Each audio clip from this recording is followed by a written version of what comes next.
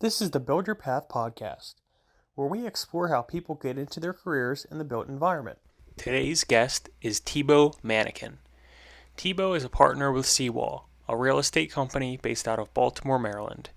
He believes in reimagining the real estate development industry so that the built environment empowers communities, unites our cities, and helps launch powerful ideas. Today's episode of the podcast is brought to you by Harkins Builders, building exceptional.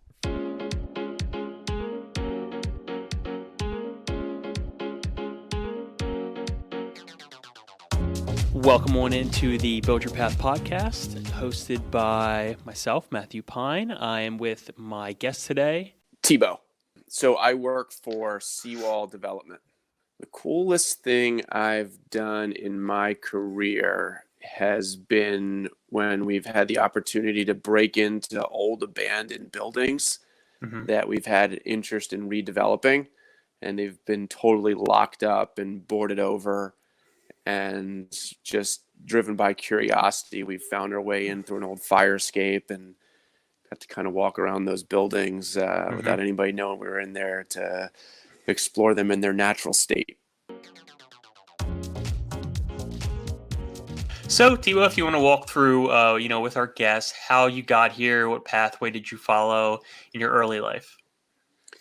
Yeah, so thanks for having me, Matt. I'm Sure. really excited to be here. I was born and raised in Baltimore, and when I graduated from college, had the opportunity to live abroad for about 6 years, where I helped to start a nonprofit called Peace Players. And the idea is that we would go to war-torn countries and we would use sports to get kids from two sides of a conflict, meeting each other, finding common ground, and hopefully over time becoming friends. Through the travel and through the work that we did, I really got to understand the divides that exist around the world, and interesting and creative ways to bridge those divides. And I also gained a real appreciation for how divided our own city of Baltimore and our own country were, with the juxtaposition that I was able to see. Yeah, definitely rings true today still. Who would you say has been a major mentor in your life? Look, I've been so lucky. There's so many. The number one person that always comes to mind as a mentor is my father. He's just such a hero of mine. He's always led by example. He's never preached to us or told us how things should be done. He's always just been his own wonderful, humble self. And it's been amazing to watch him. It's been amazing to work with him. We've been working together for the last 10 years or so. But I've also had the opportunity to surround myself with some amazing people. Freeman Rabowski from UMBC. Yeah. I love learning from Ron Shapiro. You're a big baseball guy. I'm sure you know Ron. Yep, of course. Was really instrumental in helping us get the Peace Players program off the ground. Bart Harvey from Enterprise, who was a protege of the late Jim Rouse, has always been somebody that I've learned a lot from. And even guys like Eddie Brown from Brown Capital Management have just been so inspiring and paving the way forward for so many of us. What do you see as some of the more pressing issues that the built environment industry faces, or maybe the workforce as a whole? Look, the real estate industry's biggest challenge is understanding the new norm, especially given the corona pandemic. Nobody has any idea what the built environment is going to be moving forward. What do restaurants look like? What does retail look like? What do office spaces look like? What do living spaces look like? Everything. What do airports look like? Our most pressing issue, which is hard to accelerate because none of us have the answers and they change daily, is what that new norm is going to be. How can we design and build in a way that is relative today? And wrapping our arms around that is our biggest challenge and our biggest opportunity. And I know we alluded to this earlier, but what would you say the coolest thing or the most unique thing you've ever done in your career? Yeah, we've done some been really lucky with the work that we've done, around providing discounted apartments for teachers and collaborative office space for nonprofits, and launch pads for chefs and community-driven retail. And I alluded to this in the intro, but one of my favorite memories has always been breaking into those old abandoned buildings. We love the historic buildings and breathing a new life back into them. Right. I'll never forget, we were visiting a project down in New Orleans. We were going to try to do a teacher housing project down there like we'd done here in Baltimore. And this was just after Hurricane Katrina. It was probably like 9 months after Katrina, maybe 12 months. And there was no way to get into this building. The brokers had taken us around and showed us all these buildings that were on the market. But as we were weaving our way through the lower Ninth Ward, we saw this building, and it was an old school. And it was clearly vacant. Nobody had been in there for what felt like years. And we found an old fire escape and snuck up and were able to pry open a window. And when we got into the building, on the chalkboard, they still had chalkboards back then. On the chalkboard was the lesson plan dated the day before the hurricane. And It was just this surreal experience that no one had been in that building since then.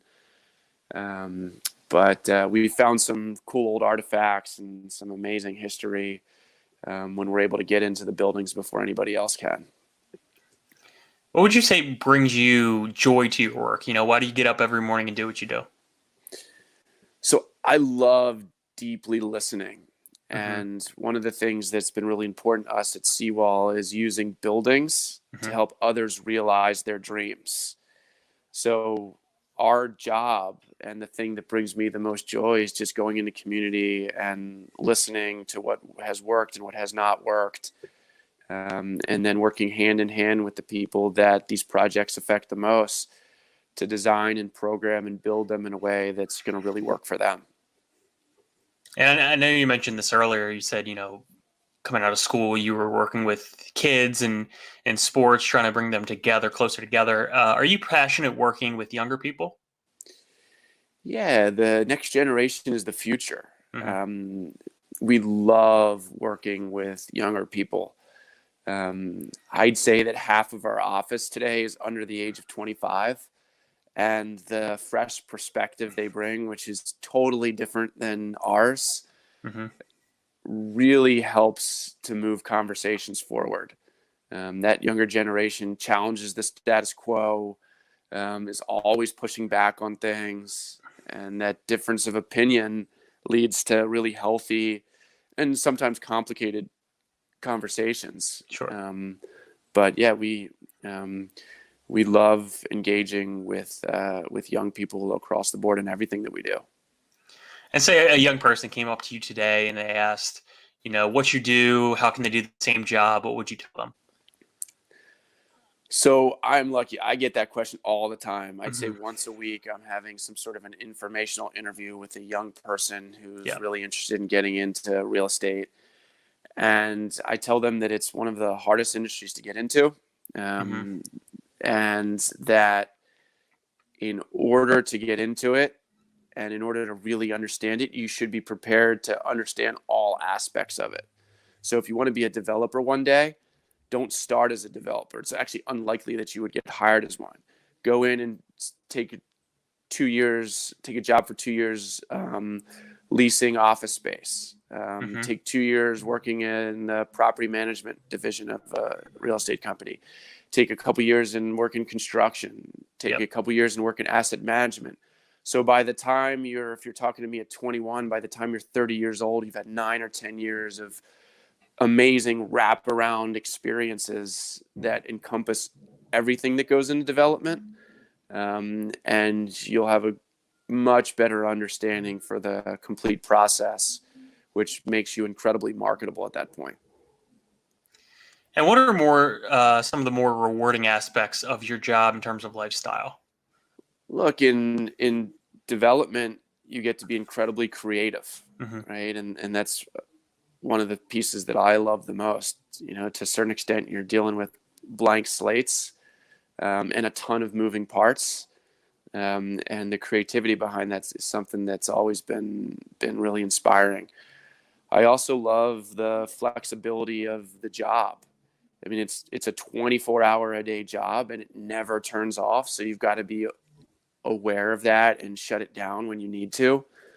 But that's one of the things that I just feel so blessed about. This work that we're doing is an extension of life. You know, it's everything that we love. It's driven by our purpose, the reason that we exist on this planet. And when you have that, when you're able to wake up every day and you literally can't wait to figure out what's going to be on tap for the day, it's a really beautiful feeling. And not knowing what's on tap for the day is also really cool. I mean, it's a constant curveball, amazing highs and remarkable lows. And, you know, just being able to navigate that and makes it all super exciting. Great.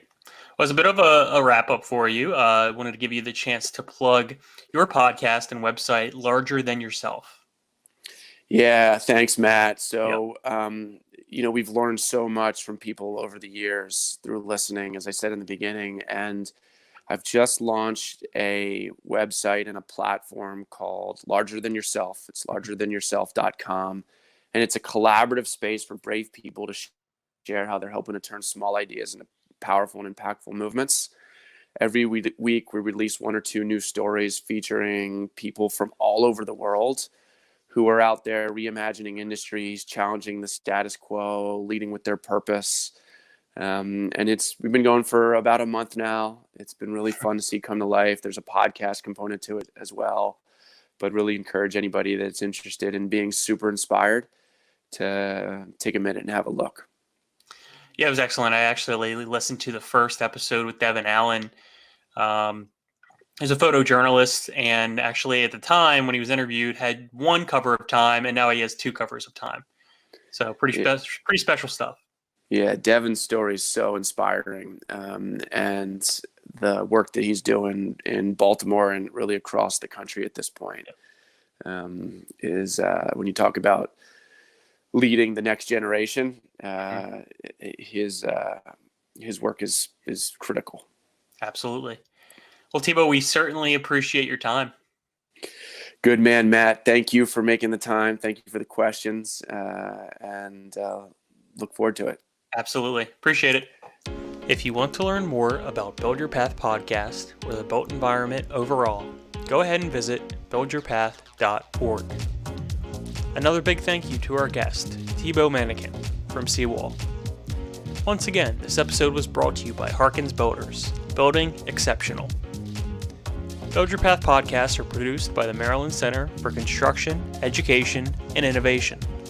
I'm Matt Pine. Thank you so much for listening, and we'll talk to you soon.